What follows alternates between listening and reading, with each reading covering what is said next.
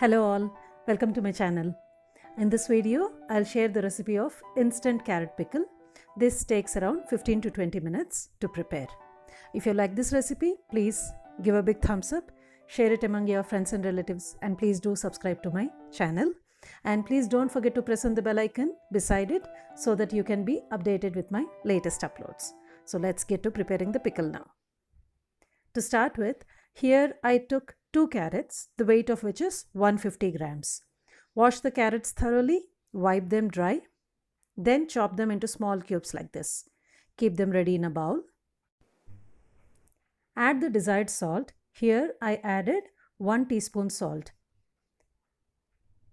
1 teaspoon dry red chili powder. You can adjust the chili powder as per your requirement.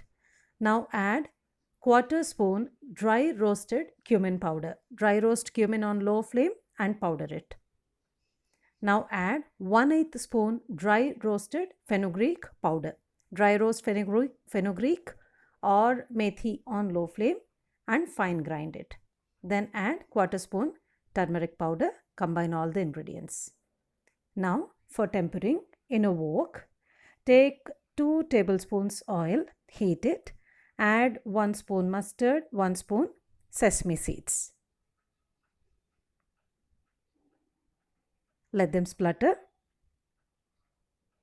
Put off the stove after they become little brownish.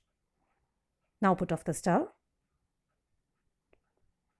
Now add quarter spoon asafoetida or hing.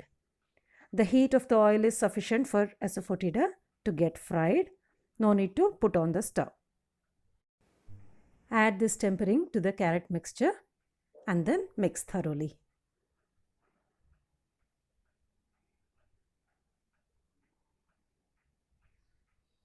This tastes very good with rice or can be taken as a side dish for chapati, parathas.